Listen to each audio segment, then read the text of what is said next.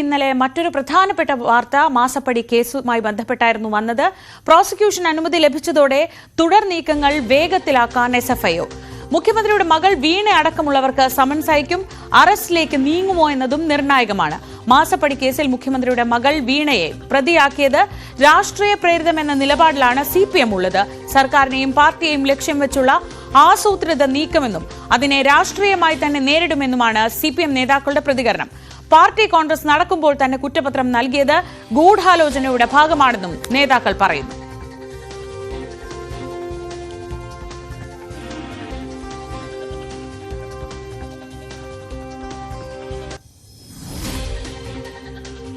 പൊതുസമൂഹത്തിന് മാത്രമല്ല നമ്മുടെ നീതിന്യായ സംവിധാനവും വളരെ കൃത്യമായി ഒരു ക്ലീൻ ചിറ്റ് നൽകിയിട്ടുള്ള കേസാണ്. മുഖ്യമന്ത്രിക്കോ ഗവൺമെന്റിനോ ഇതുമായി ബന്ധപ്പെട്ട യാതൊരു തരത്തിലുള്ള അഴിമതിയും നടത്തിയിട്ടില്ല. അഴിമതിയുമായി ബന്ധപ്പെട്ട ഒരു കാര്യവും ഇതിനകത്ത് ഉൾപ്പെടുന്നില്ല എന്ന് ഇത്രയും ആധികാരികമായി കോടതികൾ വിധി എഴുതിയിട്ടുള്ള മറ്റൊരു സന്ദർഭം ഉണ്ടാവില്ല പറഞ്ഞ് ആധികാരികമായി എഴുതി തള്ളിയതാണ് തിരുവനന്തപുരം വിജിലൻസ് കോടതി, മൂവാറ്റുപുഴ വിജിലൻസ് കോടതി, പിന്നെ കേസ് തള്ളിയതുകൊണ്ട് നിങ്ങളാരും റിപ്പോർട്ട് ചെയ്യാത്ത കോട്ടയം വിജിലൻസ് കോടതി, പിന്നെ ഹൈക്കോടതി. കോൺഗ്രസ് നേതാവ് തന്നെ ഹൈക്കോടതിയെ സമീപിച്ചു. ഹൈക്കോടതിയും അതിൽ നിലപാട് വ്യക്തമാക്കി. അപ്പോൾ അതിൽ കേരള സമൂഹത്തിന് നീതിന്യായ സംവിധാനം അഴിമതിയുമായി ബന്ധപ്പെട്ട് ഒന്നുമില്ല എന്ന് ആധികാരികമായി വ്യക്തമാക്കിയ കാര്യമാണ്. ഇത് കുറ്റപത്രം വന്ന സമയം പാർട്ടി കോൺഗ്രസ് സ്വാഭാവികമായിട്ട് എല്ലാവർക്കും അറിയാൻ കഴിയാവുന്ന കാര്യങ്ങളാണ്. രാഷ്ട്രീയ പ്രേരിത നിലപാട് തന്നെയാണ് സ്വാഭാവികമായിട്ട് പാർട്ടി സെക്രട്ടറി വ്യക്തമാക്കി കഴിഞ്ഞിട്ടുണ്ട്. അതുതന്നെയാണ് ശ്രീജ. CPMന്റെ നിലപാട് ഇന്നലെ MV ഗോവിന്ദൻ സംസ്ഥാന സെക്രട്ടറി വ്യക്തമാക്കിയപ്പോൾ മന്ത്രി P രാജീവ് അതുതന്നെയാണ് പറയുന്നത്.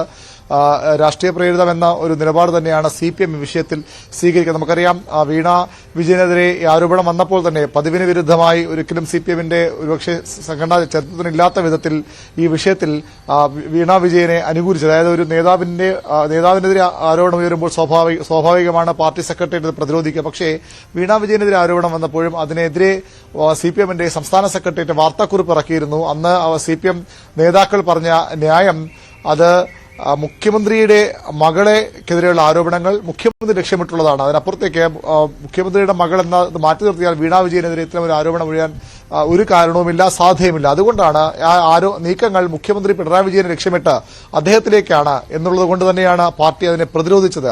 അതേ നിലപാട് തന്നെയാണ് ഇപ്പോൾ ഈ കുറ്റപത്രം നൽകുമ്പോഴും CPM സ്വീകരിക്കുന്നത്. പൂർണ്ണമായും രാഷ്ട്രീയ പ്രേരിത നീക്കമെന്ന വിലയിരുത്തുകയാണ് CPM. അതിനെ രാഷ്ട്രീയമായി തന്നെ പ്രതിരോധിക്കുമെന്ന് CPM നേതാക്കൾ പറയുകയും ചെയ്യുന്നു. ഏതായാലും ഈ പാർട്ടി കോൺഗ്രസിന്റെ നിർണായക ഘട്ടത്തിനിടെയാണ് ഇത്തരം നീക്കമുണ്ടായത്. അതിലും വലിയ ഗൂഢാലോചനയുണ്ടെന്നാണ് CPM നേതാക്കളോട് സംസാരിക്കുമ്പോൾ അവർ പറയുന്നത്. വലിയ പ്രതിഷേധം ആ രീതിയിൽ ഉയർന്നു വരണം.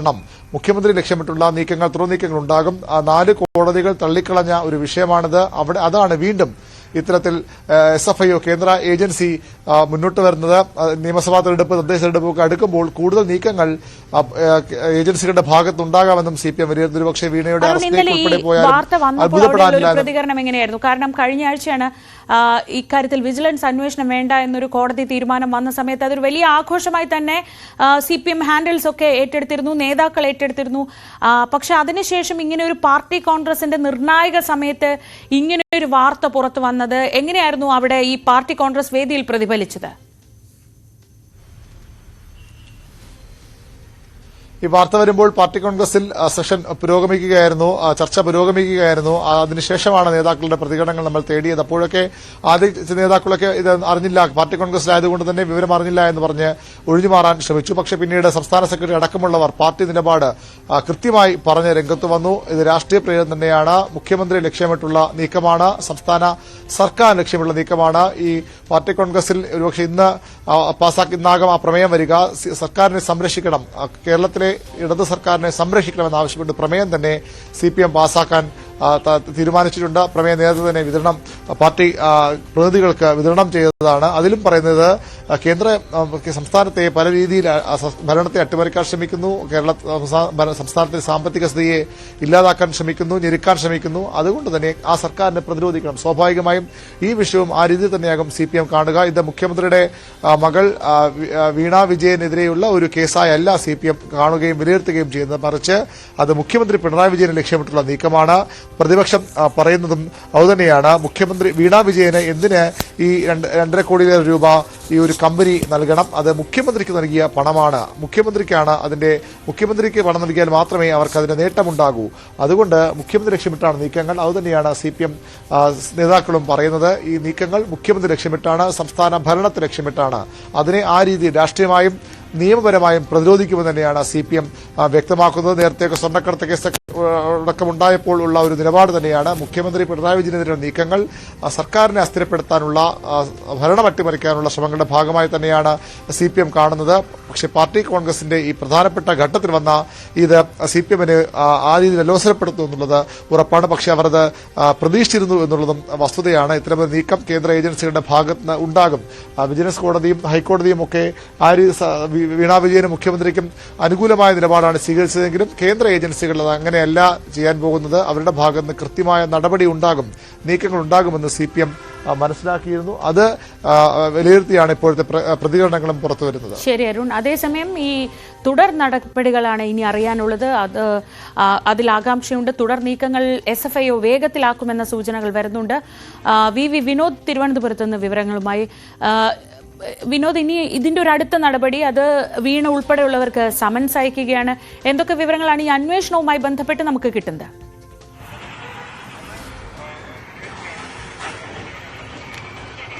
ശ്രീജ, ഇപ്പോൾ പ്രോസിക്യൂഷൻ അനുമതിയാണ് ലഭിച്ചിട്ടുള്ളത്. SFIO കൊച്ചിയിലെ പ്രത്യേക കോടതിയിൽ ഇനി പരാതി നൽകുകയും പെറ്റീഷൻ രജിസ്റ്റർ ചെയ്യുകയും അല്ലെങ്കിൽ പെറ്റീഷൻ നൽകുകയും അത് തുടർന്ന് മറ്റ് നടപടികളിലേക്ക് പോവുക എന്നതാണ്. കാരണം അരുൺ സൂചിപ്പിച്ചതുപോലെ തന്നെ ഇത് രാഷ്ട്രീയ പ്രേരിതമാണെന്ന ആരോപണമുണ്ട്. ഇപ്പോൾ പാർട്ടി കോൺഗ്രസ് നടക്കുന്നൊരു സമയമാണ്. ഇനി എത്രമാത്രം വേഗത്തിൽ SFIOയുടെ ഭാഗത്ത് നിന്ന് ഒരു വാർത്ത സൃഷ്ടിക്കുക എന്നത് മാത്രമാണോ, അല്ലെങ്കിൽ ഈ പാർട്ടി കോൺഗ്രസ് നടക്കുമ്പോൾ മുഖ്യമന്ത്രിയെ പ്രതിരോധത്തിലാക്കുക എന്ന BJP സർക്കാരിന്റെ BJP നേതൃത്വത്തിന്റെ ഒരു തീരുമാനം മാത്രമാണോ, അതല്ല നടപടികൾ വളരെ വേഗത്തിൽ ഉണ്ടാകുമോ എന്നതൊക്കെ തന്നെ നമ്മൾ കണ്ടറിയേണ്ട കാര്യമാണ്.